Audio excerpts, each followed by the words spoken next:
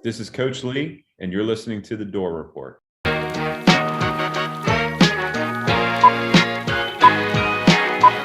Well, your mama is Hold it, wait a minute. Don't bring anyone mother into this. She ain't here. If it wasn't for your mother, you wouldn't be here. So remember, when you put down one mother, you put down mothers all over the world.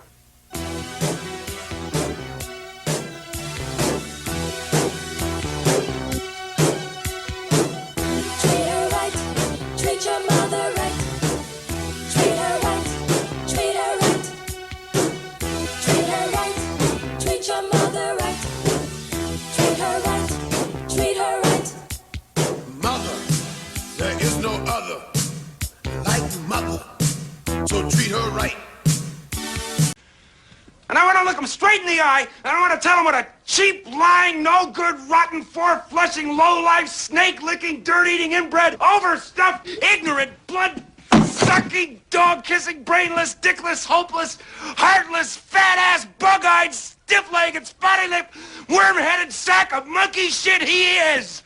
Hallelujah! Holy shit! Where's the Tylenol?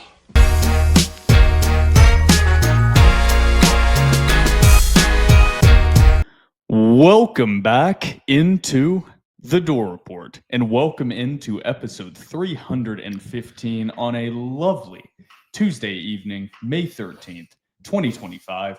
I am Will Byrum, joined as always by my co-host Trevor Hulan, aka Hack Squat Jim Duggan. Here at The Door Report, we are presented by 615 Collectibles. If you're into sports cards or sports memorabilia, check out 615 Collectibles on eBay. You can find them at ebay.com/str/615collectibles, or you can just type in 615 Collectibles in the eBay search bar. Items include NFL team packs, graded cards, individual cards, and more. Shipping is always fast and free. Trevor, almost exclusively baseball on this episode.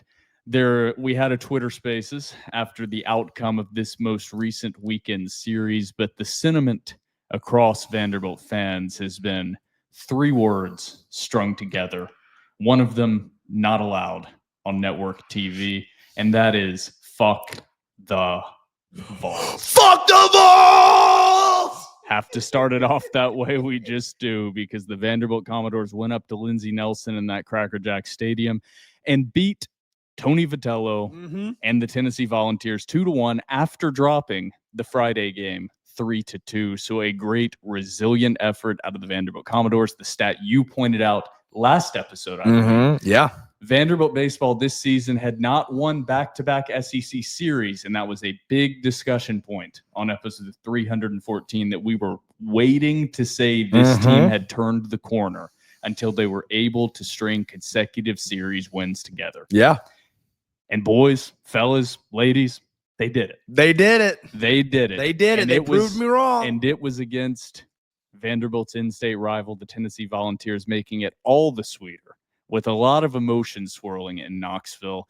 There's a little bit of basketball to talk about on the transfer portal front, but it's all baseball today, Trevor. And I know you've had a hell of a time on the Everything app, X, communicating with Tennessee fans after the victory. Yeah, I don't know if we're going to talk about that, but we'll jump right into it. This would be really the only thing I'll say about it is I've interacted with that Volinquent Twitter account for well over a year now. It's starting to get to the point to where I wonder if he's genuinely a threat to me. Like not a threat, like he's going to harm me, but like Twitter is so funny. Like people like shit talk on Twitter all the time. I'm wondering if he actually hates me on like a deep personal level. Like it's to the point to where I'm wondering if I know him in real life and at some point it's badly wronged him. For me, an account like that, and there are a lot of accounts, this one Trevor is referring to, and we'll get into this early because, heck, it's just baseball we have to talk about, so we can talk about whatever we want. Trevor, of course, is Hack Squat Jim Duggan and Trevor. So he's all over Twitter. He's talking before the series, during the series, after the series, winning or losing. Win, lose, or Hack draw. Squat is talking. And he has gained the respect of a lot of SEC fan bases and SEC Twitter accounts that are just like, that man's just going to talk. He's going to be him. Respect it. Game respect game. Game respect game. There is one account, and it is harass might be the wrong word. I don't know what the word is, but it's volinquent. It's borderline harassment. And it is every member of TDR. It is every The Door Report tweet almost. Just responding, replying constantly with just the most unintelligent, stupid responses. I don't understand. Like Vol Twitter doesn't like the guy. Like he has like 30 followers, and it's just constant. Like I don't block people. I don't block them either. I refuse to block people just out of principle. Yeah. I don't block them. So I'm not going to block the guy, but it's like, dude, I'm just tweeting stuff about Vanderbilt, Tennessee in the series. You're just responding constantly. And the reason this is brought up is Trevor had a tweet addressed to him that was very unique. It was a new insult. Our producer's not currently present, but she took offense to it. Our sweet cat. Yeah, I don't know what the exact tweet was, but the overall was he wanted me to choke and die on a dick. Yeah, he wanted Trevor to choke and die on a dick, but he also wanted Phoebe to get run over by a semi truck. Yeah. So that was obliterated, he is hopes what he his said. Cat dies and gets obliterated by a semi truck. So that was one. And Trevor, I texted you individually, and people were responding to that and being like, "What the hell, dude?" And I was like, "If you think that's crazy, you should see me and Trevor's personal DMs on X, the Everything app." If you think that one's bad. Not for real. If you think that's bad, then I have gotten. Not a lot. I've gotten 2 or 3 like death threats. Or like I've gotten a lot of like people telling me to kill myself. Yeah, I've gotten a lot of those. It's one of the reasons that I will never respect any celebrity or comedian or anybody complaining about like harassment or things people have said to them online. Is me and Trevor run a very niche, small time Vanderbilt podcast, and we get some of the most absurd, hateful things you can ever fathom personally messaged to us. Yeah. So whatever, dude. It's the internet. Who cares? That's the point of it. It's all fun because it sucks to be a Tennessee Vol. I said it sucks to be a Tennessee Vol. I said it sucks to be a Tennessee Vol. All right, Trevor. It sucks. Fuck Tennessee! Electric intro. We have a lot to get to here on episode 315. But Trevor, I'm going to swing one more thing to you before we read this little intro and get to segment 1. Trevor, vibe check time. Where are we sitting? I told Will this before the pod started, and I've said in previous pods, if Tim Corbin can make a super regional, I will take back everything I said, and we will have a 30-minute Tim Corbin suckfest on this pod. I'm going to take that back. I'm not going to wait till Vanderbilt makes a super regional. I'm going to go ahead and say it, guys. I was totally wrong. I was wrong about this baseball team. I was wrong about the criticism of Tim Corbin saying that he should hang it up. They proved me wrong. I was wrong the whole time, and I am willing to admit that I was wrong, and eating this crow tastes so delicious right now.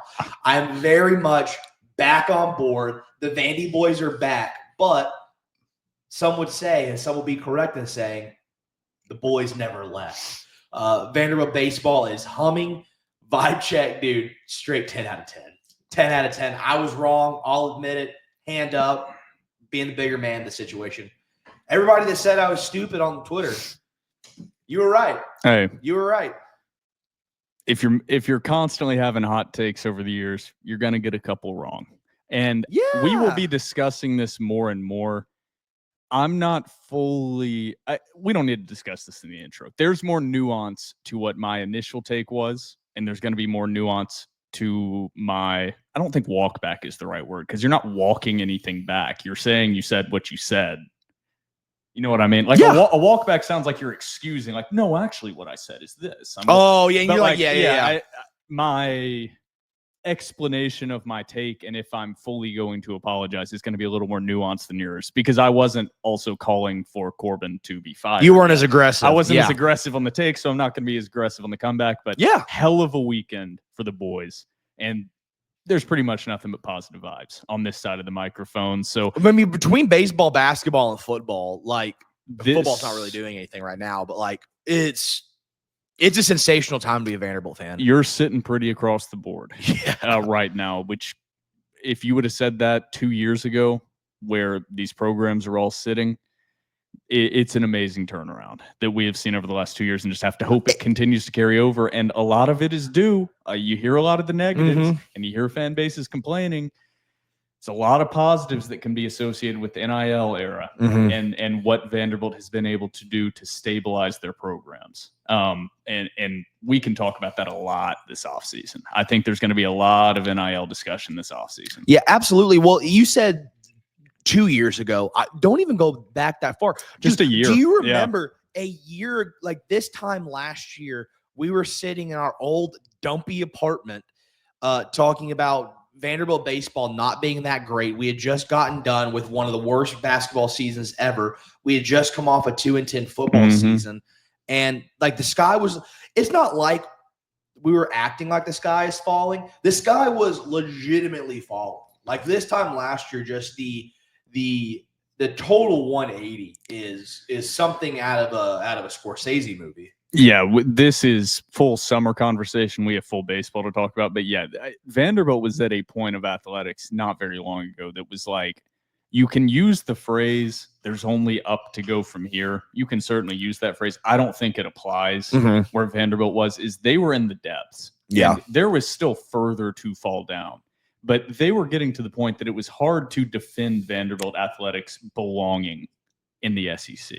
Yeah. It just was. You didn't feel like, you felt like you had some stadium upgrades going on, but the resources still just weren't there to compete. And it was like, this gap is only going to grow as college athletics grows. And whatever has been done behind the scenes, Vanderbilt's NIL, we don't have to go into names, Candace Story-Lee, all the stuff, it's been an incredible turnaround.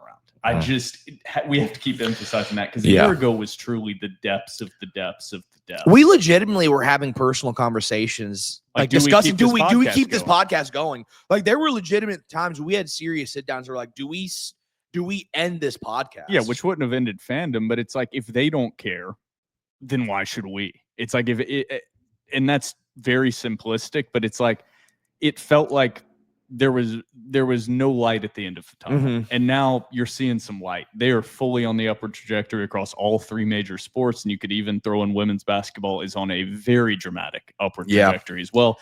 But we have segment 1 and segment 2 to get to. Before we get into segment 1, we are now a part of the Rivals Publisher Network. You can visit vanderbilt.rivals.com or thedorreport.com today and subscribe to a premium monthly or annual membership and support TDR. You can use code DOORREPORT, all capital letters, no spaces, for a 30-day, no-risk free trial. Also, don't forget to follow us on Twitter and Instagram at The Door Report.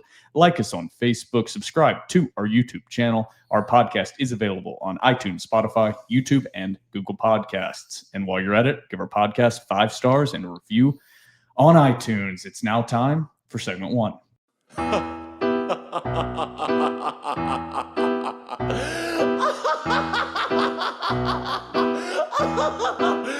Welcome back into episode 315 of The Door Report, and welcome into segment 1.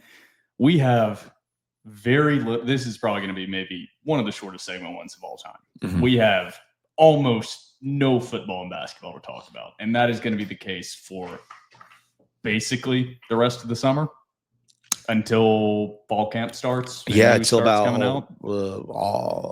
Late July, August. Until then, there's going to be really no updates. Like, there's going to be no news leaking out, nobody to ask anything about, because there's going to be no information. It's just off-season workout time for both. So, I mean, this is... Unless Vandy basketball goes to like France. Or unless they do something unique or that we have to report on. But this is pretty much the last of the Vanderbilt roster movement. Yeah. And it was a bigger piece than I think we had previously discussed was possible to add to this Vanderbilt roster. Another piece that is going to see the court this year, and that is Oklahoma transfer Duke Miles.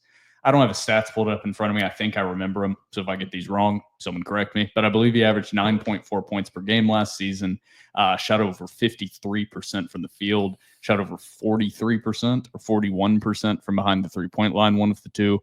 So an incredibly efficient scorer, another piece to a very deep and talented Vanderbilt roster. No individual guy that sticks out as like, this is the superstar, but a lot of guys that can step up and get it done with high major college basketball playing experience. Absolutely. I will say for those who are audio listeners, not visual listeners, Phoebe has joined us. Volinquent hasn't gotten to her yet. So she's still here. She's still thriving. Phoebe, did you know somebody wished death upon you? But yeah, I know in previous weeks, especially me, I said whenever Vanderbilt finishes up this roster, I don't think that they're going to add any big time guys. I think it's just going to be depth guys that don't actually see the floor. I think it was early last week that we had got some news that Duke Miles was a door.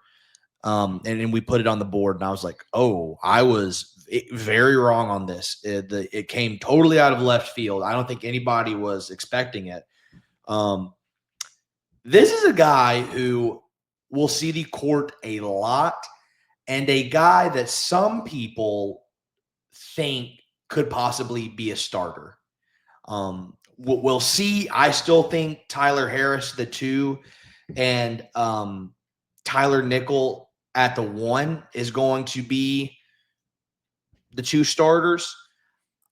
I wouldn't be shocked if Duke Miles somehow finds himself into that starting lineup, though. Kid's a great shooter. Interesting pickup. Also, I believe he's going to be on campus in black and gold.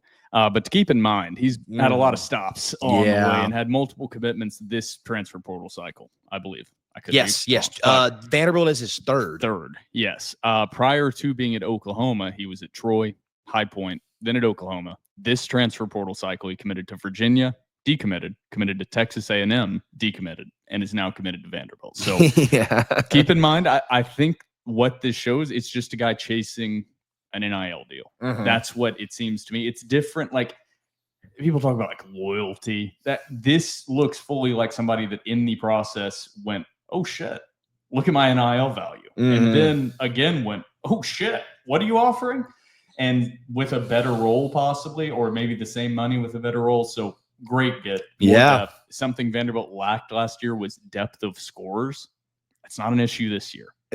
No, they've got, their backup guys could be starters for a lot of teams. You know what I'm saying? Like, that's insane. We have a lot of time to preview this basketball roster, but man, feeling very positive about this. I think there was one. Oh, just a comment from GLH4VU said Duke Miles, massive get, rounds out the rotation for basketball. Reasonable and unreasonable expectations for next year. I stand by what I said. I think it was when we had Alex on last. I think I said this Vanderbilt will start out in the top 20. I still believe that, and I think this Duke Miles commitment further cements my opinion that I think Vanderbilt will start out preseason top 25. I really do believe that. This is on paper, this is a really, really, really talented team. Yeah, I think so. Reasonable and unreasonable expectations for next year is an interesting question. So reasonable as far as what I expect to happen is I think a reasonable right now, just looking at the roster, a reasonable high expectation would be you are the higher seed in your first round matchup at the NCAA tournament. Say like a 5 seed probably? No, this is reasonable. Okay. So I'm saying just a higher seed. So whether that's an 8, a 7, a 6, whatever that means, you are the higher seed. So last year you were a 10. That means you would upgrade a couple seed spots to at least an 8. Unreasonable, this team has potential, if everything comes together and gels properly, to be a top 5 seed. Not top 5 overall, but like a 4 or 5 seed. And that's the unreasonable part. They have the size, they have the shooting, they have the pieces to play the traditional point guard in Frankie Collins and Tyler Tanner. Will it happen? But this is unreasonable expectations. Well, I'm going to ask you, is that unreasonable with the step back that the SEC conference as a whole is going to take? Yeah, because there's a big difference. This team lost their leading scorer from last year by a significant margin, lost, I believe, 3 or 4 of their 6 leading scorers from last year. And that was a 10-seed team. And they've upgraded with a lot of talent. And I think even if they're 20% better than they were last year, that's a 7 or 8 seed. That's great. But like, to jump from being a team that was incredible but overachieved being a 10 seed to being like a 4 seed feels pretty unreasonable to me. I'm not saying it's impossible. If I was saying unreasonable, I could just be like, they're going to be a 1 seed. That's unreasonable. But it's like, I think being like a 4 seed is like truly insane, unrealistic expectation, yeah, they could be a 4 seed, and that level of being like an extremely heavy favorite in their first round matchup. Yeah, I think for me, probably an unreasonable expectation is that they are a top 3 SEC team. Yeah. Okay, so you're going SEC standing wise. Yeah. Yeah. I think also, to add to what I'm saying, I don't think you're going to be seeing multiple like 4 SEC teams as 1 and 2 seeds this upcoming season. That's I agree. also, I agree. So it means a little more. So that doesn't. I think maybe the 4th or 5th team in the SEC could be a 4 seed this year, as opposed to that just wasn't the case this season. The SEC is going to take a step back in basketball this year. Now they could still be the best conference in the country, but they're going to take a step back this season. They just are, with all the graduating talent. That's all we have for basketball questions. I mean, I'm feeling good about the Duke Miles commit. We just said we're feeling good about the roster. There's not really much more basketball to talk about. We have plenty of time to talk about this roster. Yeah, I will say before we go to baseball, I do want to get your take on this. How much better would you say, and I know we have not seen them take the court yet, but simply on paper, how much better do you think this roster is compared to last year's roster? That's hard because I didn't like right now, because I didn't think this year's roster was a tournament team, or last year's roster was a tournament team. So when I was at this last year's team overachieved beyond what I expected. So I think just raw talent up and down the board, it's undeniably a higher outlook than what you had last season. But I don't know what I'm saying might not make a lot of sense, but it's like, but last year exceeded the expectations of the talent you had. This team, if they just go nose on with what the talent says, they're an 8 through 10 seed in the NCAA tournament. Just nose on with the talent. I think Mark Byington's a hell of a coach and could get more out of the talent, and that's why he's a hell of a coach. So I think there's higher potential, but like, don't turn your nose up at an 8 to 10 spot in the NCAA tournament. Like, I'm not meaning to make that sound like, well, it's just going to be another seed. It's like, no, I'm going to be doing cartwheels if Vanderbilt, the first 2 seasons with Mark Byington as the head coach, is going to be in the NCAA tournament. You're out of your mind if you're not. Yeah, that's insane. Hell, call me an idiot.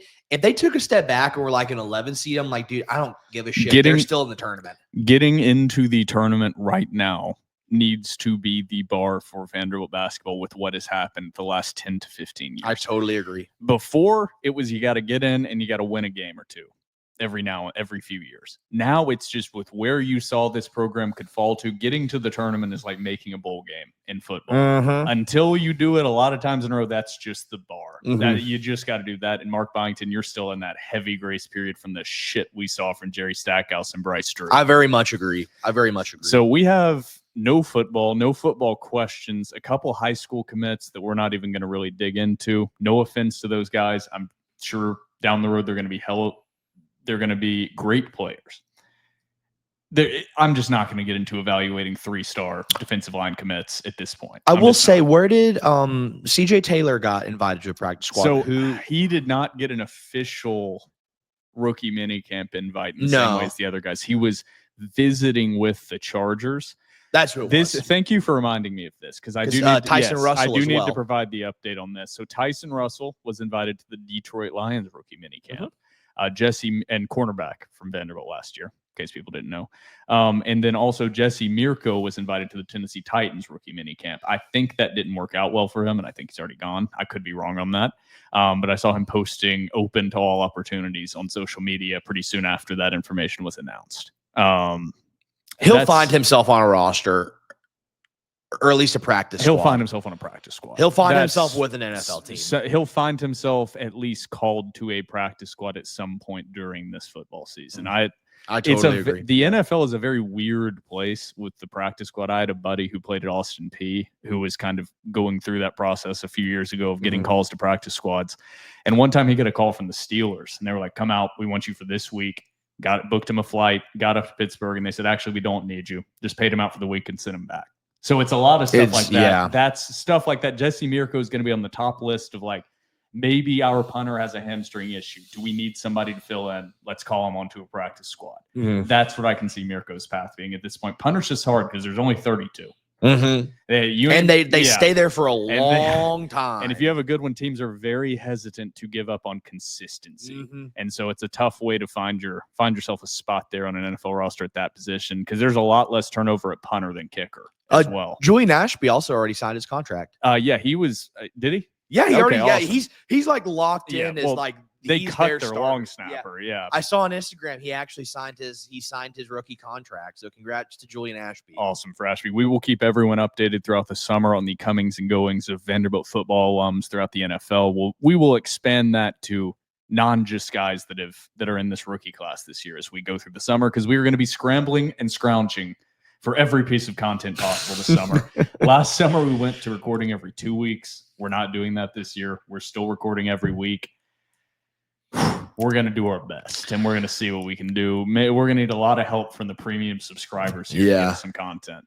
But anything else? The premium subscribers will be granted co-host status this summer. There will be talking with TDR back absolutely as well this summer. But Trevor, I think we're going to go to a very early TDR cocktail break here, and then we are going to come back and discuss Vanderbilt baseball and their weekend series victory over the Tennessee Volunteers. We have a ton of premium board messages and questions and comments to get to. So everybody out there, grab yourself a cold one, and we will be right back after the TDR cocktail break.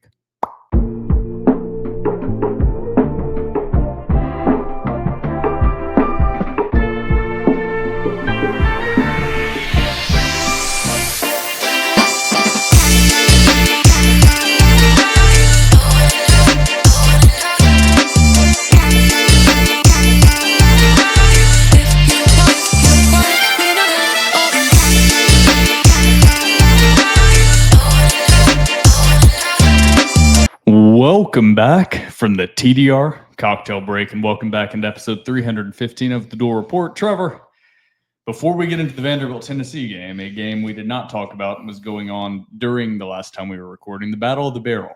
Been very forgotten because of what happened this last weekend.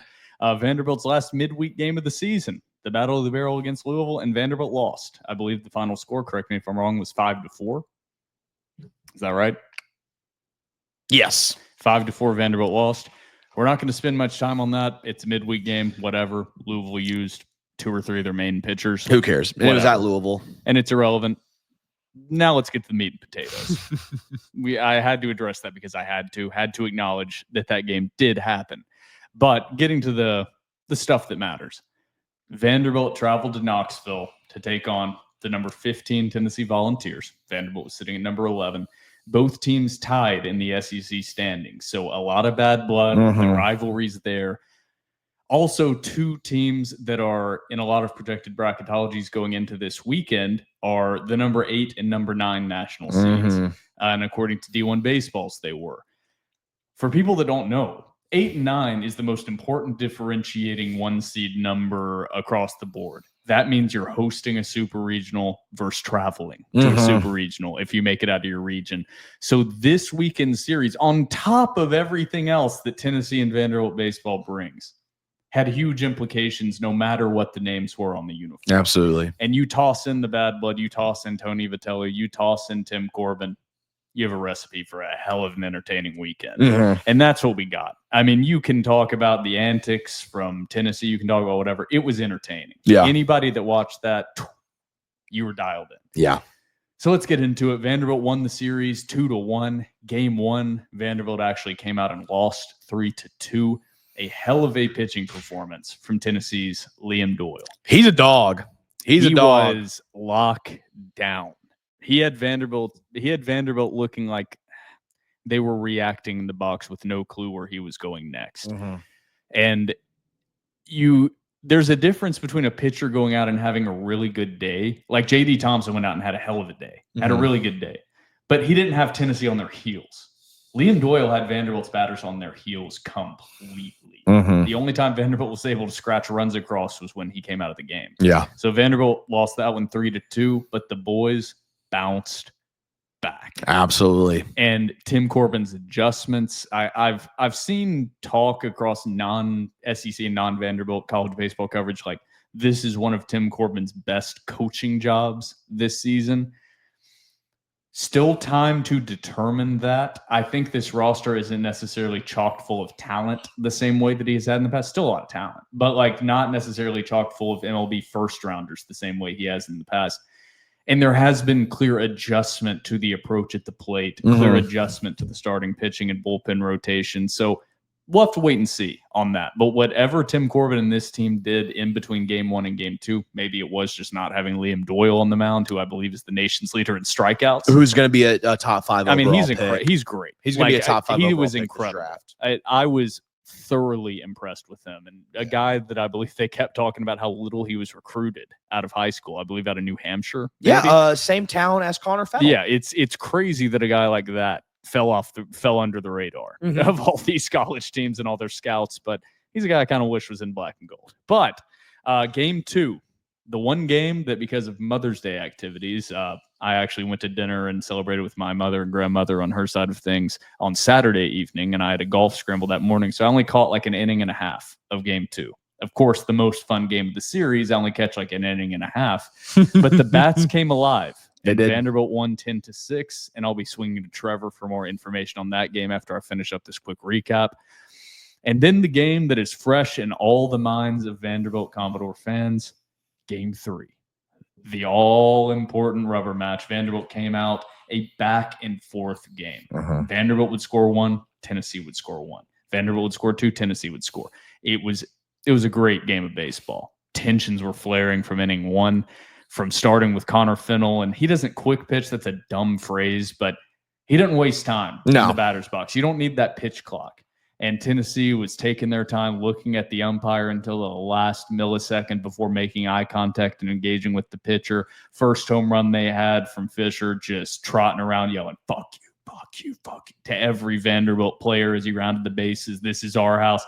Tensions were flaring from the opening pitch. Vanderbilt bounced back, and a lot of production from guys that have been consistently inconsistent all year stepped up in game 3. Colin Barksey with his first multi-home run game of his career. Ethan McIlvain coming in and pitching nails the final 2 innings. Mike Mancini homering in the top of the 9th when Vanderbilt needed an additional insurance run. Guys that you've seen consistently not perform this year performed in this series. Trevor, RJ Austin. I was about which is weird to say, like somebody that's been consistently inconsistent, but you're like, RJ Austin maybe had his coming out party this weekend. RJ Austin was great, including just from the start in some of those games, getting on base and just creating havoc. Just getting electric. He hasn't been able to get on base this year the same way, and you haven't been able to see the magic he is able to create.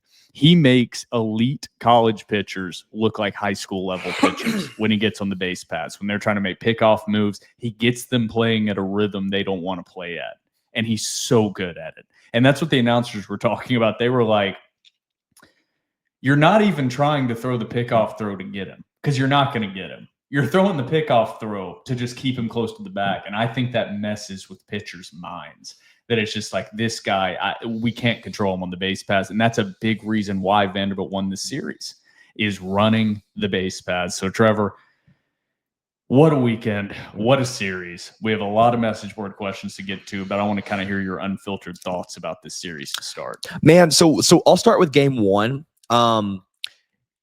Low scoring game, a little bit frustrating on the offensive front. I know that I've been hypercritical of the Vanderbilt offense this season. I'll say this, and this even was my feeling Friday night, is I'm going to give them, like, I'm going to just kind of call it what it is. Friday night was not Vanderbilt showing an inability to produce offense. Friday was just a total showing of a future MLB prospect in Liam Doyle, and he does that to everybody. So as I was watching that game, I was frustrated because you want them to win, but also you're like, dude, like, he does this to everybody, and he's gonna be doing this to major league hitters in the near future. Overall, though, I thought Vanderbilt's pitching did really, really well in that game. Held Tennessee to low scoring and gave Vanderbilt the opportunity. Chalked that one up to a loss. But then you go into Saturday and Sunday, and Saturday Vanderbilt's offense was the hero of the day. Braden Holcomb had Braden Holcomb is starting to really, really, really come into his own. And by God, if there is ever a time for a slugger to get hot, now during the college baseball season is prime opportunity. I thought he was sensational. I know that RJ Austin only went, I believe, 1 for 5 that game, but led the team, had accounted for 30% of the run production. He had 3 ribbies that game. So still 1 for 4, but 3 ribbies, man, that's going to play, and that's important. And I think Saturday you sort of started to see RJ Austin get a lot more comfortable. Shout out to Alex Kerbigov and the spaces that we held post game on Sunday. Brought up some great points that RJ was hitting the ball right on the sweet spot, like 110 exit velo, 111 exit velo. Yeah, it's right to the outfielder, but like, man, if you're making contact on baseballs like that, eventually that stuff's going to fall. Well, it's what we talk about with, like, you can talk about numbers of like what his exit velo was on that at bat. He looks more comfortable in the batter's box. His swings look better. Mm-hmm. Like, it's there. This is where I think the analytics stuff is like, I think analytics are a good way to show what your eyes are telling you versus analytics when they are used to fully tell the story to inform you of what you are watching. That's where they fall apart. It's like you can say he's hitting the ball hard and you can see the contact or whatever. I'm sure his exit velo, whatever, but he looks comfortable. The numbers may not add up right now. And I mean, he had a hell of a performance throughout this weekend, but he looks like he's gotten his mind back where it needs to be. And absolutely. That's huge from your quote unquote best player going into the season. Yeah. And so I think the offense was sensational. I mean, shout out to JD Thompson, just continues to be a stellar Saturday guy. And Sunday, man, Connor Fennell, once again, didn't have his best performance back-to-back weeks to where he wasn't stellar. But man, it's such a blessing for Tim Corbin and Scott Brown that you can have a guy like Connor Fennell go out there and throw, I think, like 70 pitches in the first 3 innings and that not kill you because your bullpen is so good. And so Connor Fennell didn't have his best game, but man, dude, Vanderbilt's bullpen won them this series. You can say the offense, you can say whatever you want to say. Vanderbilt's bullpen was nothing short of sensational this weekend, and in crunch time situations with runners in scoring position was able to strand guys on base time after time after time. And you know what? A dude that's had, how do I say this? A guy that hasn't really met our expectations this year in Ethan McIlvain, I think is the hero of this weekend, because really he won you that Sunday game, that ever so pivotal rubber match, to where, like you said, man, it's you lose, you're a 9 seed. If you win, you're an 8 seed, and that's a huge difference. And Ethan McIlvain, things have not been going his way this year, but man, came out of the bullpen and just gas. Shout out to somebody like Miller Green too. Miller Green came out there and Miller Green scoreless was like, inning. You know what, man? In a tough situation, haven't been great. He made his mark. Came out with a scoreless inning, clean inning. So shout out to those guys, man. The Vanderbilt bullpen this weekend won them that series. And we got to ask the question, because we're about to go to premium message board questions and thoughts. One of the questions last week was, who can be that other bullpen guy? And we kind of talked about, we didn't know if McIlvain can turn into that and Miller Green can step up. Levi Huseman too it answers the question. So what we saw this weekend is what you need to see moving forward for postseason success out of the bullpen. Now let's get to these premium board questions, because there's quite a few. World's Strongest Vandy's fan said, I said it. I said when they beat the Vols, I'd be back. Told Corbin to put up or shut up, and he delivers. I'm back. Who's got it better than us? Nobody. I read that like John Wick a little bit, but it was all capital. So Bruce Wayne when he's yeah, Batman. whatever. Actual question says, can we train Davis, Mendez, Rogers, literally anyone else to catch? Mac Rose has plenty of potential home run ability, but game 2, he was an automatic out. And this isn't the first time it's been like this. If Barzy is not catching, he needs to be the DH. We can't have a guy who is a dead bat in there and not have his power.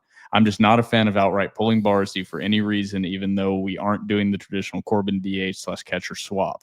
IMO top 9 is set going into the postseason with starters and Mancini at DH. I think Davis is your next guy into the lineup, and Rose is your extra power bat for pinch hitting. Rose starting at catcher and leaving Barzy in the dugout cannot happen in key games. Get him those at-bats, even if that means Mancini or whoever the DH is that game sits. I agree with that. Yeah. I think especially in modern day baseball, there's no such thing as just being a defensive specialist catcher. You also need to produce offensively like this. The era of 90s catching is done. You need to do it both ways if you're a catcher. And so I agree. I think that goes for like almost every position across the board. I think exactly what you said can apply, but specifically catcher. Yes. Yeah. Well, it used to be like. Well, it used to be it didn't matter. Like that was up until like 10 years ago. Like it always was like before in the 8-hole was your catcher. Exactly. That unless was your you were worst like battle. Joe Mauer or Pudge, which is what made them special. Yeah, is they weren't bad. Or Johnny Bench. Yeah. Sorry. As we both just took we sips both in took unison. simultaneous drinks. All right. Moving forward, we have a lot of questions, so we're going to be going through these. Unabridged says, do you think Tennessee fans know their team is full of assholes and they lean into the villain role to defend their guys? Or do you think they are delusional enough to think that it's every other team that is the assholes and that Tennessee is just defending themselves? I have my answer to that. I think it's 50-50. I think Tennessee fans are inherently dickheads. And so I think some of them have enough self-awareness to realize that and lean into that. But that's not a shot on Tennessee fans necessarily. Cause I'm a dickhead and I like it when my team is a dickhead too. That's why I love Colby Taylor. Cause I'm like, yeah, dude, screw those guys. I do think the other half of Tennessee fans are absolutely totally oblivious to the fact that they are the villain and that they have a quote mouthy team. And they think that they're the good guys. I think it's split. I think where it is lost is I do think there is a large portion that knows how the college baseball fan base and SEC fan bases view them at large in baseball. Where I think the disconnect happens is they think it's something like they're the villain and it's like every sport needs a villain. Like they're the bad boys and they're like holding that in pride. And like, that's not really where they sit right now. Like, it's almost like a joke. Like, no, seriously, dude, like, shut the fuck up. Like, really, like, it's getting like, you're not the number one team in the country. Mm-hmm. You're pimping a solo home run to tie the game in the bottom of the first inning, yelling, fuck you, as you round the bases. This is our fucking house. Like, that stuff is cringy. Like, if you're not the number one team, like, that's weird. I am a fan of shit talking. Like, I love the throat slashes. You get a strikeout in a key moment in the bottom of the 8th inning. But like, when it's from the first pitch and it's not just little stuff, it's like absurd for the social media showmanship. Like, it's kind of how you talked, like performative mullets. It's like when they did the daddy hat. Yeah, there's performative mullets. Yeah. There's performative shit talking. That was performative. Yeah. You can tell when it's somebody's true personality. What this Tennessee team this year is trying to do, that's why I'm not extending it back to last year. What this year's Tennessee team is trying to do is they're trying to be last year's team. Yeah. They're trying to do it so badly, and they don't have those real personalities anymore. They're trying to artificially create the we don't give a shit. Fuck you. This is our house. We're Tennessee. They're trying to make that when it just was last year. Like, you can't create it, and fans are done with it. You're like, shut up, play the game. There's one common denominator in all these scuffles and all these problems, and it's the Tennessee Volunteers baseball program. And people are just getting tired of it. So I think it's 50-50 on that question. But like, yeah, I think the lean into it is like they're not understanding why. It's like, it's not the shit talk. It's you're shit talking, and it's just constantly annoying. Like, it's like the little dog that's just like nipping at your heels. It's like, stop. Like, shut up. Like, when you pimp a walk-off home run, shoot the baseball bat, jump shot it into the dugout. Do that. When you hit a random home run in the 5th inning, no. Like, no. That's not even a moonshot. Yeah, like, that's the stuff that just drives people crazy. And that's where they like take pride. And I'm like, no, it's not that we're mad. It's like looking at like weird. It's like looking at a little 13-year-old and you're like, dude, just please chill out. Like, it's just, I'm not even mad. I'm just like, you're embarrassing yourself. Yes. Like, you don't look as cool as you think you look. you look like a dumbass. Yeah. And like and I'm glad you brought that up because like teams that are the villain or are the bad boys don't go in there being like, we're going to be the bad boys. They just are. Like the late 90s, early 2000s Miami Hurricanes did not sit down and have a powwow and be like, we're going to be the villains this year. They just were. The Baltimore Ravens and Ray Lewis weren't like, oh, we're going to be the bad guys. They just were. So it's like you said, whenever it's performative and it's like you're trying to, and it's so weird because not only in like sports, but in everyday life, I feel like everything is just so curated to social media and like getting the Instagram likes and the Twitter retweets. That's what this Tennessee team feels like. And that's why it's annoying. It's like you said, it's not not representing their true spirit, but it is performative so that you can get clicks on social media. And people are not stupid enough to like not see through that. Like people can feel that you're like, dude, like you like let's be real. Like Andrew Fisher, like, dude, you come from a good family, probably. Like I think you went to a private school. Like you're a nice guy. People like that's not who you are. People can feel inauthenticity. Yes. And when you see the picture of the guy yelling and the whole dugout behind him and he's staring straight at the camera, it's like he did that for the camera. Yeah. Which is fine, but you can feel it. It's different. I didn't feel that from Tennessee last year. I hated them. I always will. Mm-hmm. But last year was like, shit. Like they just are this. Yeah. They just are this. You felt it once the postseason started. You went, oh no. And the year before that as well. Yeah. So it's they're being very performative this year. It's very weird. Everybody hates them. It is what it is. Yeah. So getting to GLH4VU, we already talked about his basketball question earlier. He has 3 baseball questions. Number 1, fuck the balls. Hell yeah. Number 2, I've been critical of Corbin, bordering on Trevor levels, but this weekend was classic Corbs. Do we think McIlvain has turned a corner? He was shaky in the 9th of Game 3, but he got a huge K. And I think would have ripped that bitch ass MFer Inslee's head off if he had been given the chance post game. Do you think McIlvain's turned the corner? That's the gist of the question. Yes, I do. And I know it's such a small sample size, but it's like I've said previously, baseball, and I truly believe this, baseball more than any other sport is truly like a game of momentum. And like one outing, one at bat, one pitch can change your season. You could have been absolute dog shit all year long, but you get that one home run and you can turn a corner. Baseball more than any sport. And I think for Ethan McIlvain this past Sunday, this season has not been what he wanted. This season has not been what we really expected, but he went out there and he got it done. And that type of momentum can catapult you into having a really special run. And it's pivotal that it came at this point in the season whenever you're about to enter postseason play. Yeah, I'm going to say, I don't want to be this guy, but I'm going to say no. Like, no. McIlvain's entire reputation has been you don't know what you're going to get from game to game. Is one game he looks like the most lockdown pitcher you have on your entire staff, starters or bullpen, and his stuff is incredible. And then the next game he can't find the strike zone. So it's like, I just think we saw exactly what McIlvain is. It just worked out on what part of McIlvain's game we got. And I hope I'm wrong. I hope it just transitions and he's able to lock in. But it's like, it worked out at the right time, but I don't think we've seen anything new from McIlvain. He still struggled with control. Still had issues with that. It's just he got the strikeout when he needed because he has elite stuff. And we also knew McIlvain had elite stuff. So I'm not shitting on it, but it's like, has he turned the corner to where I'm uber confident in McIlvain is going to step out there and lock down an inning? No.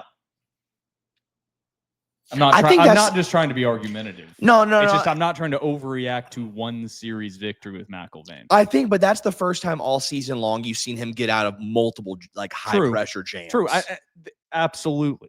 What we saw this weekend was great. I hope it's the step he needs in the right direction, but I'm not ready to be like, well, now I'm confident during the Kentucky series. They're going to throw him out there and he's going to lock him down. Oh, no. I'm not saying he's going to come in and like he's going to be like your closer. Like he's going to be like a Diaz brother. It's going to be Hawks as your main guy to the bullpen, but I'm just saying with McIlvain is like, you feel confident in him. Your confidence meter is raised. It's raised from where it was. But it's still not up to where I thought it would be going into the season. And that's what no. what I feel like turning the corner for McElvain would be like, I feel like he's the guy we thought he was prior to the season. Yeah. And maybe it's just that'll too never late for happen. that. Yeah, it's too It's late too for that late for probably. that. But if he comes out in Kentucky, comes out and has another good performance, then I will come on here and say, yes, I think he has turned the corner. Last question from GLH4VU says, what do you think Tony and Tim were talking about post-game? And then Tony and Scott Brown. Tiny Tony seemed much more animated with Brown than Corbs. So I have my theories. Yeah. So with Brown, I think it was the Fennel pitch. I think it was the quickness of the pitch. I think Tony Vitello took great umbrance with Connor Fennel's tempo of pitching. And so I think that was to Scott Brown, number one.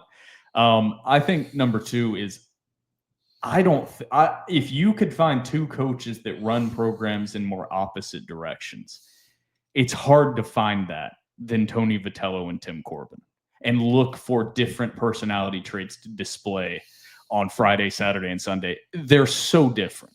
So I think there's, like, on top of it being the rivalry of Vanderbilt and Tennessee, that the fans are at a high tension level. It's like, I don't know what Tim Corbin and Tony were talking about, but maybe it was just exchanging pleasantries, but I kind of doubt it. I think personally, and I was talking to my dad on the phone, I think Tim Corbin fucking hates Tony Vitello. Okay. And he would never say it out loud, because Tim Corbin you could never, even a private conversation, get him to say it, I don't think. But I think Tim Corbin doesn't respect Tony Vitello. And I think Tim Corbin respects almost every other coach of every other SEC baseball program, but not Tony Vitello. I think how he conducts himself, Tim Corbin just despises. I don't want to speak for the man, but that's how I read it. And it's like, it's hard to argue when you see how they conduct themselves. So we'll have a little inside baseball right now. So I know I have the privilege of knowing people, not just inside the Vanderbilt baseball program. I actually do know a few people that are inside the Tennessee baseball program as well. And what you just said about Tim Corbin and Tony Vitello is a fact that I've heard from both people within each respective program.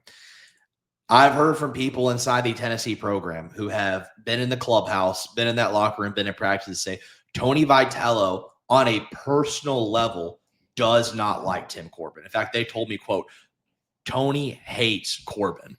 I've had people from Vanderbilt baseball tell me Corbin absolutely hates Tony Vitello. So this is not just like it's a Tennessee Vanderbilt thing. Like, I think if Tony Vitello took the job at Mississippi State, he would feel the same way, like on a personal, like, as you could, like, likewise, what you said, how you conduct yourself in a day-to-day manner. They do not like each other and are just total opposites.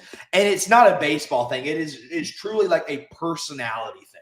Like, if they worked in office jobs, they would hate each other. That's what I wanted to get at, and I texted about it and talked about it. It's kind of the opposite of how I feel, and I don't want to put words in your mouth, about Rick Barnes in the Tennessee basketball program. Is like, what do I hate about Rick Barnes besides the fact that he is Tennessee's basketball coach? Zakai Ziegler, Chaz Lanier, Akpara. What did I hate about those guys? Dalton Connect. It's like outside if they were balls. Rick Barnes runs a good program. I believe he's a good man based on every interview and everything I've ever seen from him. It's the opposite of that with Tony Vitello. It's like, I already hate Tennessee, so I'm going to have a dislike of you. But I dislike you and how you act regardless. If you were LSU's baseball head coach, I would have the same emotional feeling. And that's how I think Corbin is exactly. Is that. It's like, it's almost like you scripted the rivalry hirings of these head coaches. It's like the NCAA is never short in storylines. You couldn't make it more perfect how opposite these guys are. Well, it's so funny. You want to, speaking on that topic, for me personally, and I'm glad you brought up Rick Barnes. I joke about Rick Barnes. Like, I hate Rick Barnes. I do hate Rick Barnes because he's a Tennessee Vol. If he coached for another program, I would have nothing negative to say about Rick Barnes. Somebody that I hated at Tennessee left Tennessee, and I still despise to this day, is Bruce Pearl. Yep. And the way I feel about Bruce Pearl is the way I feel about Tony Vitello. Even when Bruce Pearl left Tennessee, I still, and to this day, I hate Bruce Pearl. If Tony Vitello takes a job at Mississippi State, I hate Tony Vitello. Yeah, pretty much. We have a lot more questions. So Vandy Jr. 2 says, what else is Tony Vitello other than a low light? Or I got to do an impression here. So this will be Clark Griswold, Chevy Chase from Christmas Vacation. What else is Tony Vitello other than a low-life, foul-mouth, anus-sniffing, knuckle-dragging, poop-scooping, diaper-wearing, cow-tipping, bird-flipping, skunk-sniffing, POS, lying degenerate motherfucker? Hell yeah. Holy shit. Where's the Tylenol? That's all I had. That wasn't that good. Yeah, I mean, That was the best I had. I mean that's pretty spot on. Yeah. Then he goes on to ask, what are the current arguments against Vandy being a top 8 team?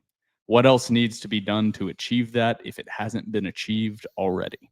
I think they could lose the Kentucky series in their top 8 seed. I think they just need to win 1 out of 2. I against agree. If They need to win 1. If they get swept by Kentucky, I think that can knock them out of it. But they just got to pick up 1. They've done the work. Their metrics are there. Their RPI, their KPI, all that stuff is there. So yeah, I think they secured that. Now, if they had lost 1-2 to Tennessee, they have to sweep Kentucky to even give themselves a chance. And Tennessee would have to lose their series. So that this past weekend was almost the deciding factor. Now they can't go out there and lay an egg, but if they win 1, and I know I've been like, oh, I don't care if a series loss, a series loss. Where we are right now with maintaining an 8 seed, if they just win 1. It's right a win. now. It's legitimately a win. Also, to update people, right now Vanderbilt is a projected 5 national seed according to D1 Baseball as of right now, which still has them paired in the same region as Louisville, or same regional as Louisville. And so right now the D1 Baseball projection is Vanderbilt, Louisville, ETSU, and Tennessee Tech. Yeah, your alma mater. Please, anywhere else, just anywhere else, Tennessee Tech, please. Yeah. But that actually would be a very interesting region. I don't think that'll happen, but that would be a very Vanderbilt. It feels like every year, other than like the past 2, Vanderbilt has been paired with Louisville. Legitimately, every year Vanderbilt is paired with Louisville. Well, they're both programs, and it seems like they've been swapping back and forth between 1 and 2 in that level of seeding, and they're in the same area. It's just every year, man, it's Louisville. Next question from JRob1742 says, is Phoebe safe and sound? Yeah, dude. So here's the thing. I'm not a violent person. I'm only ever violent if, like, at a football game or a sporting event, somebody comes at my father. Then, like, I'm ready to throw hands. Or if, like, something ever happened to my mom or my brothers, I'd be like, all right, dude, it's on site. The only other time is if somebody ever threatened to harm Phoebe or actually harm Phoebe. I'm not joking. I would kill them. And somebody's like, oh, you would kill a human being over your cat? Yeah. And I wouldn't think twice about it. I would kill you with my bare hands if you hurt Phoebe. If somebody kicked her, I would break their legs. Good. Now we're demonetized on everything. Now that you said kill so many times. But then the next question, this one's directed to you, Trevor, says, who has it better than us?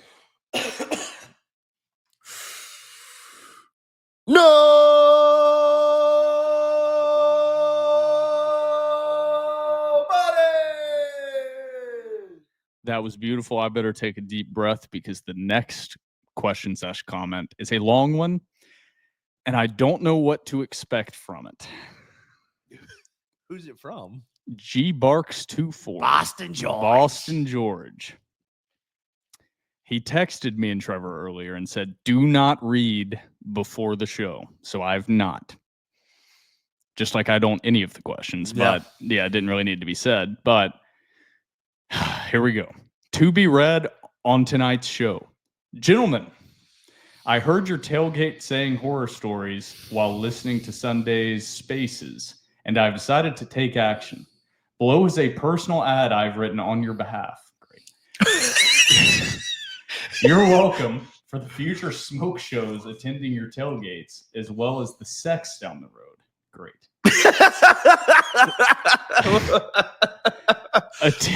By the way, George, congrats on the sex. Yes, he's a new father. Attention, women of Middle Tennessee.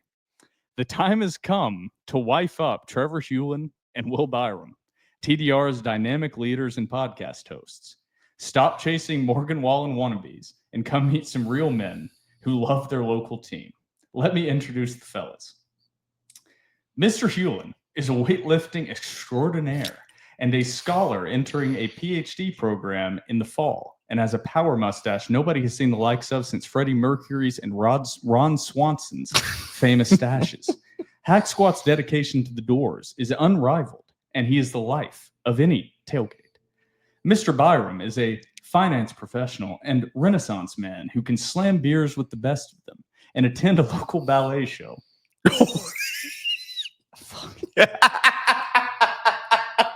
Will's flow would make Friday Night Lights' Tim Riggins jealous, and he is Nashville's own stylish Nick Miller. Ladies, please take detailed notes, as these requirements for dating my two pals are non-negotiable. Number 1, Saturdays in the fall are for the doors. The rest of the week can be for you if you so wish. The Saturdays in lot 2 are for the doors. If you want Saturdays to be for you, GTFO. Number 2, no UT fans allowed. If you wear orange and white and enjoy singing Rocky Top, get the fuck out. Number 3, must be willing and able to sing Dynamite during a double encore by the Spirit of Gold. Mm-hmm. Number 4, must be willing to let the boys start tailgating early. You don't need to show up right at the start, but a bagel date making the boys late ain't happening. Let the boys cook. Number 5, must enjoy the culture of sports. Sports are a great way to connect people, and the Lot 2 community is wonderful, with friends and family alike in attendance. If you don't get this, then GTFO. Mm-hmm. Number 6, must be willing to dance to Mo Bamba in Section F during games and storm the field if necessary. Number 7, must want all the smoke from opposing fans during SEC games. Number 8, must be okay with cigarettes and Zins during tailgates. These are essential male bonding tools for the boys. Number 9, must sing along when banger songs come on during tailgates. Number 10, must be willing to do a shotgun with the fellas, a mango shooter with Joe West. Oh, God. Or a keg stand. For those interested, please contact TDR's alleged attorneys, Blake Froming and George Barclay. Resumes, cover letters, and 2 references preferred. George, I think you laid that out perfectly. I might upload that to my Hinge I was profile. about to say, just copy and paste. Just give them an essay to read. We might copy and paste that to our Hinge pages. That was a banger. That was a beauty. That was an absolute beauty, Boston George. Nothing to be added onto that. We have a couple more questions after that. Going to be really tough to follow that one up. That was. I'm like blushing over that, George. Jeez. Stop it, George. Bryant714 says, what would you like to see from the Vandy boys in the transfer portal? There are a lot of holes to fill up with Vastine, Hump, and Austin all gone at least. As far as starters, I think Nelson, Holcomb, Johnston, Barzy, and Rigdon are all likely safe if they all choose to return. In this case, Johnston and Rigdon should probably be the middle infield next year, as there is more power to be found in the corner infield/outfield. Shout out to Hack Squat for the follow-on X the other day. It made my great week even better. Peter Porker. Oh, hell yeah. I love that, dude.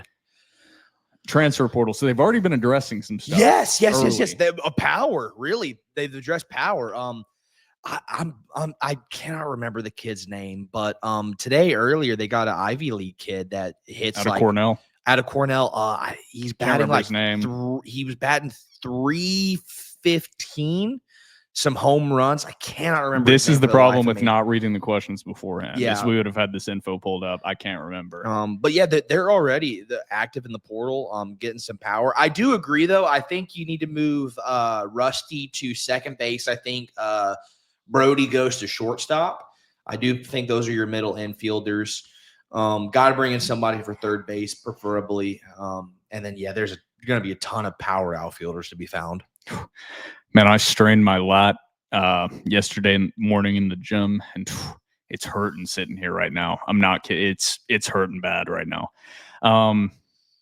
Next up from Vandygate 1 says, be proud, but don't brag. The Vol does that enough for everyone.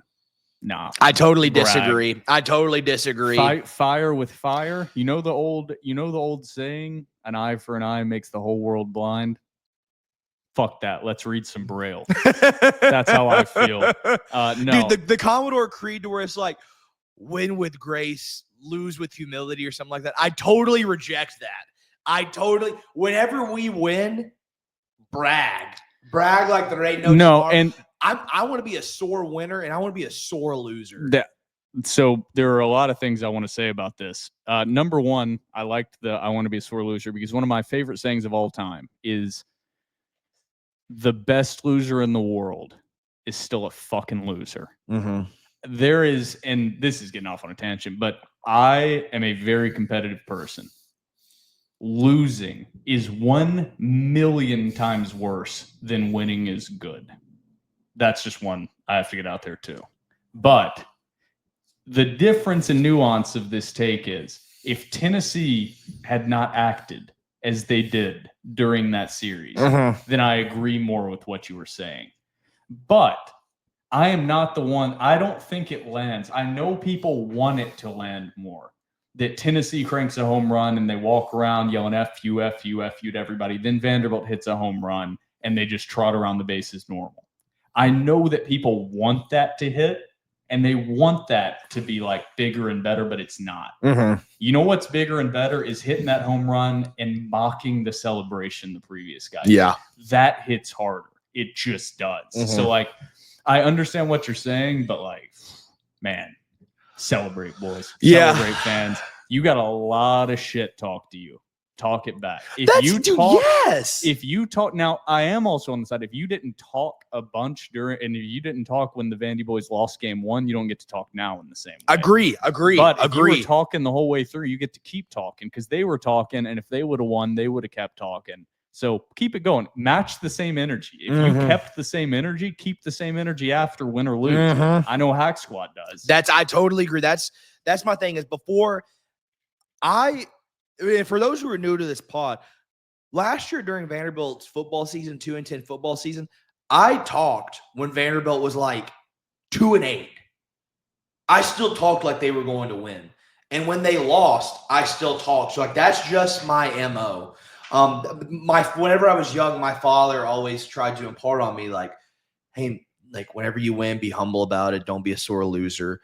And whenever I was little, I was very good about that. But as I've grown older, that is something that I am diametrically opposed to with my father. Sorry, Dad. That's just not who I am. And he's grown to accept that about me. And I think deep down inside, he like likes it because he's like, get him. Son. No, I will say my father was my coach early in life, tried to instill those same values in me and he would come on this podcast and say it. From the time before they were even keeping score, when I was 3 years old playing in the up age league in the YMCA, I was the worst loser of all time. I was not a good sport. If I lost, it was a bad week. There's something. I will never be a good sport when it comes to losing. I will never be a good sport when it comes to winning. Just know if you're in a competition with me, I'm going to be a dickhead. I am. And I don't like it. I don't like the way I am in competition. I wish I could be different. I've tried. Trust me, Daddy. I have tried to be a different person. I just am who I am. It can't stop. I've actually gotten better as I've gotten older, the opposite of you. But I've gotten worse. But if somebody saw me, they would be like, there's no way this is better. I'm like, buddy, you should have seen how it was before if you think this is bad. Before we go on to the next one, we don't have any more questions. No, I do want to talk about a point that you mentioned is Vandy fans. Literally, we have been the butt of every single joke forever. With zero respect behind it. Zero. So nobody has ever treated Vandy with respect and been gracious to Vandy when they beat our brains in. Why should we be gracious back? It's not like this is business or interpersonal relationships. Like with like friends. Like if that's if in like real life with your friend, like if they're a dickhead to you, be like, hey, you know what? Like be the bigger person. No, you be a dickhead back because that's how you know you're good friends. But I get what you're saying. See, I understand the point. We're gonna be a little bit different there. But in sports, I'm like, no, screw you. You suck. We whipped your ass. Like, have that mentality, guys. And I think a lot of, especially a lot of the younger Vanderbilt fans, who we would lump ourselves into that category, are definitely like that. And that's something that, as weird as this sounds, I'm actually very proud about the work that TDR has done in like giving Vandy fans some teeth. There's nowhere else to talk about this. Like Vanderbilt's Twitter presence before the revolution of TDR, that we were not there's so many people that were a part of it, but like TDR was at the spear of it. The spearhead is like Vanderbilt Twitter was nothing. Like you could just talk shit on them and there was no bite back. That's not the case anymore. Yeah. You talk shit and there are a bunch of burner accounts, just like every single other SEC school, as it should be. Because Vanderbilt was just falling behind in things as they had done for the past 60 years. They didn't have a podcast like this. Now Vanderbilt does. They didn't have the dumb anthill Twitter army. Now they do. You talk shit on Vanderbilt, they beat you. You're going to hear about it. Yeah. And I feel like, and I'm not me, but TDR is going to take a lot of credit for building that. And all of you out there, keep them coming. We love seeing the shit talking comments. It is fantastic. I just love it whenever I see a dumb tweet by an opposing fan and I go into the replies and there's like 20 or 30 Vanderbilt fans. And I'm just like, this is awesome, dude. Because I'm with you. I've been on Twitter since I'm 28 now. I've been on Twitter since I was in middle school. I've had my Twitter for like 15 years. And I vividly remember to where it was like, it was like me. Shout out to Brett DeLawyer. I remember Brett DeLawyer before he changed his name to Brett DeLawyer. It was like me, Brett DeLawyer, this guy named Vandy fan Simon. And that's all I remember. I mean, I would tweet about Vandy constantly into the abyss. Same. Just into the abyss. Same. The interactions I got were from opposing fan bases talking shit to me. Yeah. That was it. And what TDR is going to continue to do, regardless of what happens with the new rivals on three, is we're trying to just create that Vanderbilt community. And we're doing the best we can right now. And upcoming for Vanderbilt, the upcoming final series of this Vanderbilt baseball season is Kentucky at home. Kentucky kind of on an uptick, you could say. We're talking about them very differently on this episode than we did about 2 weeks ago. They're playing good baseball. They're playing much better baseball. Swept number 14 Oklahoma last weekend, 3 straight games. Then, of course, the weekend before that, got swept by Mississippi State, but then won a series the weekend before that against South Carolina. So a Kentucky baseball team that is, quote unquote, trending in the right direction. This is probably, I'm not the baseball expert, probably a postseason team, still probably a 2 seed if they can beat Vanderbilt this weekend. Certainly. Yeah, certainly. But probably they're in the tournament. They're in the tournament, yeah. So not a cakewalk by any stretch of the imagination, but a series that if Vanderbilt can maintain their focus, they should win. That's my thoughts on it overall. Vanderbilt's more talented. They're trending in the right direction. Closing out the regular season with 3 straight series victories cannot be understated on the importance of that. Yeah. This series is at Vanderbilt, right? Yes. Hell, I might go to the Friday and Saturday game. So I think I'm actually going to the Thursday game with my dad. We will see. That's what the phone call was about during the TDR cocktail. Oh, hell yeah. But yeah, so TDR will be in the building. Yeah, I should be in the building Thursday, depending on the ticket situation. But let's do some series predictions. We've forgotten to do this at the end of every episode recently. Last weekend, we forgot to actually do our Tennessee predictions, even though we teased it before the cocktail break. So let's do series predictions here. That's why I kind of chunkily jumped into this, so I didn't forget. Number 9, Vanderbilt has jumped inside the top 10. Kentucky traveling down to Nashville, coming off a series victory. Kentucky, unlike Vanderbilt, does have a midweek game this week. Tonight, Kentucky is playing against Northern Kentucky. So just a small thing to keep in mind. Is that a benefit? Is that a drawback? I actually have no idea. But the series starts on Thursday. So that's a relatively quick turnaround for Kentucky. What's your prediction, Trevor?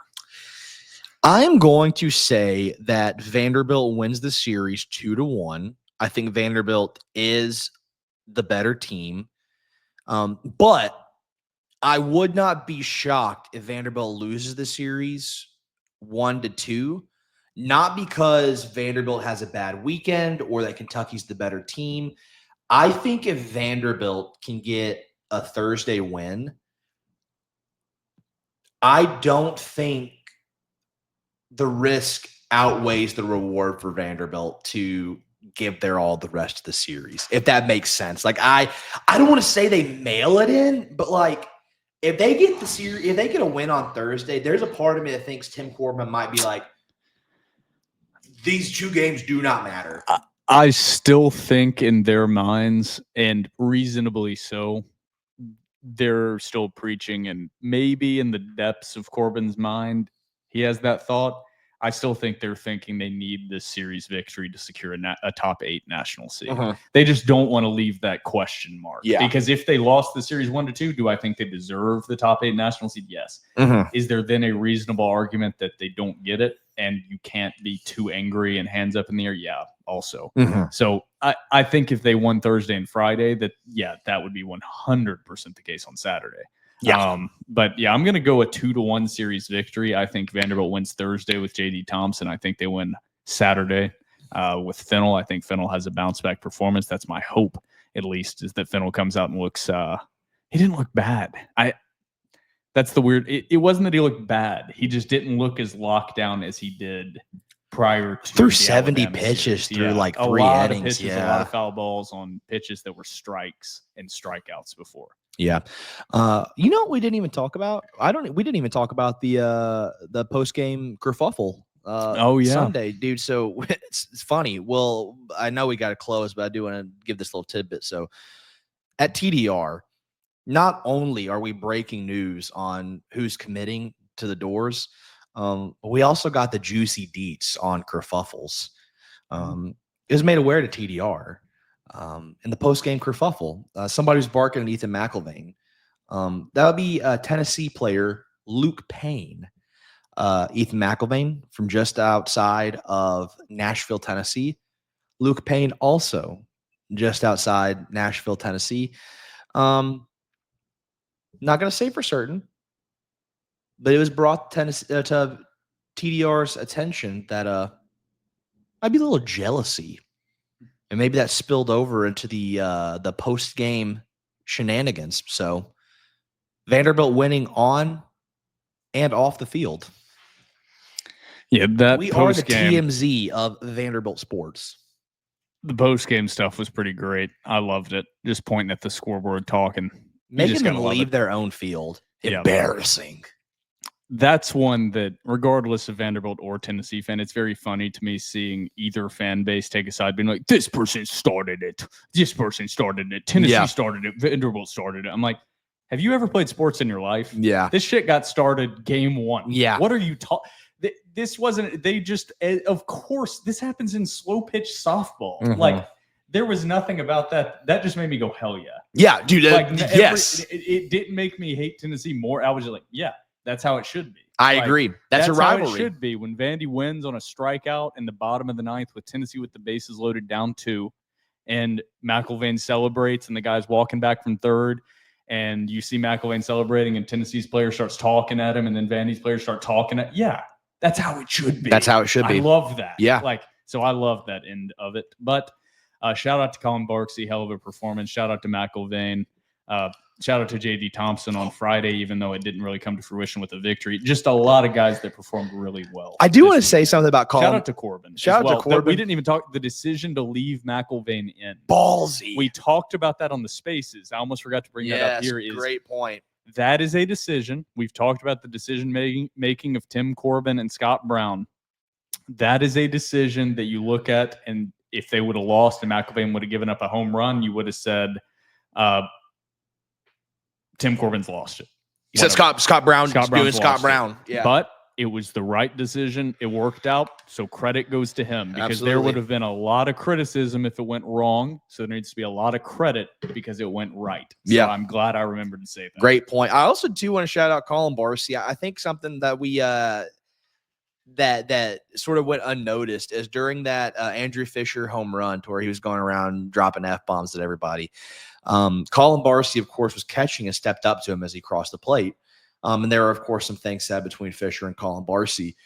Next half inning, Colin Barcy comes up and says, well, watch this, and launches a nuke. I know he had to feel like he was on top of the world whenever he did that. Just got into it with a guy, and then he's like, all right, well, watch this. 5 minutes later, hits a piss missile himself. I know that had to feel good. Had to feel fantastic. Vandy gets the victory. Kentucky on the horizon. Postseason baseball coming very, very soon. Trevor, any last words before we close out episode 315 here? Yes, actually, before we close out, I think it is. I know it's baseball season, guys. I know it's baseball season. I want to jump ahead. Beat Tennessee in basketball. Beat Tennessee in baseball. Vandy football's looking up. Tennessee football's looking down. I don't know. Don't know. Things are happening. Will I be in Knoxville this fall, this November? Yeah, damn right. Things are happening. Things are changing. The revolution is being televised. For myself, Will Byrum, and my co-host, Trevor Hulan, this has been episode 315 of The Door Report, powered by 615 Collectibles.